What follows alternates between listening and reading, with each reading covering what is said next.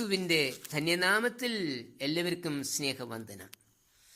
മനുഷ്യ ശരീരത്തിലെ ചെറിയ അവയവമായ നാവിനെക്കുറിച്ചുള്ള ചില ചിന്തകൾ യാക്കോബിന്റെ ലേഖനം 3-ാം അധ്യായം 1 മുതൽ 12 വരെയുള്ള വാക്യങ്ങളിൽ നൽകിയിട്ടുണ്ട്. നാവിന് അതിൻ്റെ വലിപ്പത്തെ കവിഞ്ഞുള്ള ശക്തിയുണ്ട്. മറ്റുള്ളവരുടെ ജീവിത ശൈലിയെ പോലും സ്വാധീനിക്കുവാൻ വാക്കുകൾക്ക് കഴിയും. അതുകൊണ്ട് നമ്മുടെ വാക്കുകൾ എപ്പോഴും കൃപയോട് കൂടിയതും ഉപ്പിനാൽ രുചി വരുത്തിയതും ആയിരിക്കണം എന്നാണ് കൊലോസ്യർ 4:6 പറയുന്നത്. എന്നാൽ നാവ് തന്നെ നമ്മെ അരിഷ്ട മനുഷ്യരായും മാറ്റും. അതുകൊണ്ടാണ് നാവ് ഒരു തീ ആകുന്നുവെന്ന് യാക്കോബ് പറയുന്നത് 3-ാം അധ്യായം 6-ാമത്തെ വാക്യം. തീ കത്തിത്തുടങ്ങിയാൽ അത് അണയ്ക്കുവാൻ പ്രയാസമാണ്. അതുപോലെ തന്നെയാണ് നാവിൽ നിന്ന് പുറപ്പെടുന്ന വാക്കുകളും. വായിൽ നിന്ന് പുറപ്പെടുന്ന വാക്കുകൾ തിരികെ എടുക്കുവാൻ സാധിക്കുകയില്ല. അത് ചെന്ന് കൊള്ളുന്നിടം മുറിവേൽക്കുക തന്നെ ചെയ്യും. വാക്കുകൾ കൊണ്ട് ഉണ്ടാകുന്ന മുറിവുകൾ കരിയുവാൻ നാളുകൾ എടുക്കും.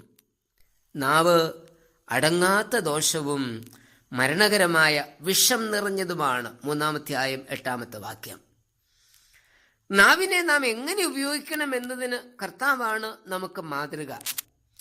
കർത്താവ് തന്റെ നാവ് ഉപയോഗിച്ചതിനെ കുറിച്ച് സുവിശേഷത്തിൽ നാം വായിക്കുന്നുണ്ട്. കർത്താവ് തന്റെ നാവ് കൊണ്ട് സത്യം സംസാരിച്ചുവെന്ന് ശാസ്ത്രിമാരിൽ ഒരുവൻ സാക്ഷിക്കുന്നതായി മർക്കോസ് 12:32 വായിക്കുന്നു. കർത്താവിന്റെ വായിൽ നിന്ന് ലാവണ്യ വാക്കുകൾ പുറപ്പെട്ടു. ലൂക്കോസ് 4:22 വാക്യം. ആശ്വാസത്തിന്റെ വാക്കുകൾ ആണ് അവന്റെ വായി പ്രസ്താവിച്ചത്. മത്തായി 11:28 വാക്യം. പത്രോസ് യേശുവിനെ കുറിച്ച് സാക്ഷിക്കുന്നത് അവൻ പാപം ചെയ്തിട്ടില്ല, അവന്റെ വായിൽ വഞ്ചന ഒന്നും ഉണ്ടായിരുന്നില്ല. 1 പത്രോസ് 2-ാം അധ്യായം 22 വാക്യം.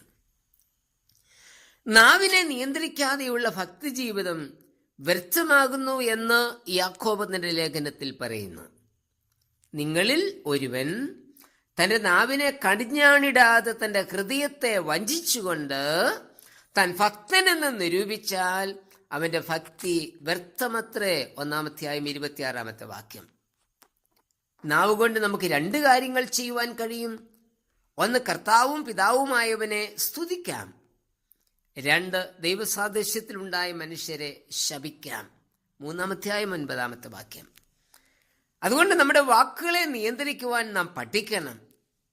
ഒരു വായിൽ നിന്ന് തന്നെ സ്തോത്രവും ശാപവും പുറപ്പെടരുത്. 3-ാം അധ്യായം 10 വാക്യം. ശലോമിന്റെ ഭാഷയിൽ വാക്ക് പെരുകിയാൽ ലംഘനം ഇല്ലാതിരിക്കുകയില്ല. അധരങ്ങളെ അടക്കുന്നവനോ ബുദ്ധിമാൻ. സദൃശവാക്യം 10:19. നീതിമാന്റെ വായി ജ്ഞാനം മുളപ്പിക്കുന്നു, വക്രതയുള്ള നാവോ ഛേദിക്കപ്പെടും. സദൃശവാക്യം 10:31. നിയന്ത്രണമില്ലാത്ത നാവ് അനീതിയുടെ ലോകത്തിലേക്ക് നമ്മെ നയിച്ച് ജീവിതത്തെ മലിനമാക്കുകയും നമ്മെ നശിപ്പിക്കുകയും ചെയ്യും. അതുകൊണ്ട് വായി കൊണ്ട് നമ്മുടെ പ്രാണനെ, വായെ കാത്ത് നമ്മുടെ പ്രാണനെ സൂക്ഷിക്കാം. സദൃശവാക്യം 13-ാം അധ്യായം 3-ാമത്തെ വാക്യം. നമ്മുടെ സംസാരത്തിന്റെ നിയന്ത്രണത്തെക്കുറിച്ച് യേശു കർത്താവ് വ്യക്തമായി ഉപദേശിച്ചിട്ടുണ്ട്. നിങ്ങളുടെ വാക്ക് ഉവ്വ ഉവ്വ എന്നും ഇല്ല ഇല്ല എന്നും ആയിരിക്കട്ടെ, ഇതിലധികമായി ദുഷ്ടനിൽ നിന്ന് വരുന്നു. മത്തായി 5:37 വാക്യം. മനുഷ്യർ പറയുന്ന ഏത് നിസ്സാര വാക്കിനും ന്യായവിധി ദിവസത്തിൽ കണക്ക് ബോധിപ്പിക്കേണ്ടി വരുമെന്നും കർത്താവ് പറയുകയുണ്ടായി. മത്തായി 12:36-37 വാക്യം. ദൈവം തന്റെ ജനത്തോട് മോശയിൽ കൂടി സംസാരിച്ചപ്പോൾ പറഞ്ഞത്, നിന്റെ ജനത്തിന്റെ ഇടയിൽ ഏഷണി പറഞ്ഞ് നടക്കരുത് എന്ന. ലേവ്യർ 19:16 വാക്യം. മറ്റുള്ളവരുടെ അസാന്നിധ്യത്തിൽ അവരെക്കുറിച്ച് ദോഷം പറയുന്നതിനാണ് ഏഷണി എന്ന് പറയുന്നത്. ഏഷണി പറയുവാൻ എൻ്റെ നാവ് ഉപയോഗിക്കില്ല എന്ന് ഉറപ്പിക്കുവാൻ നമുക്ക് കഴിയണം.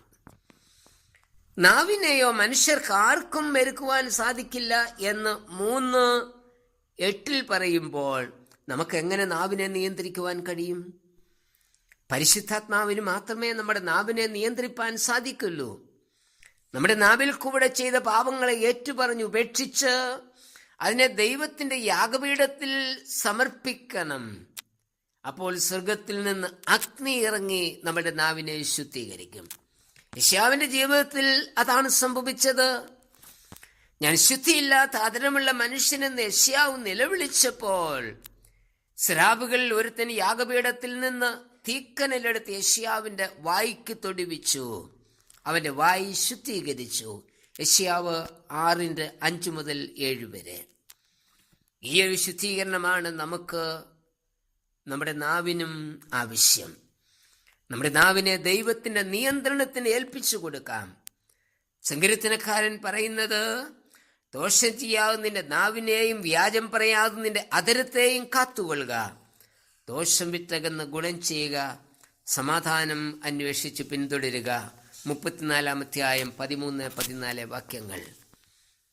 കർത്താവേ, എൻ്റെ വായിലെ വാക്കുകളും ഹൃദയത്തിലെ ധ്യാനവും എപ്പോഴും തിരുമുൻപാകെ സ്വീകാര്യയോഗ്യമായിരിക്കണമേ.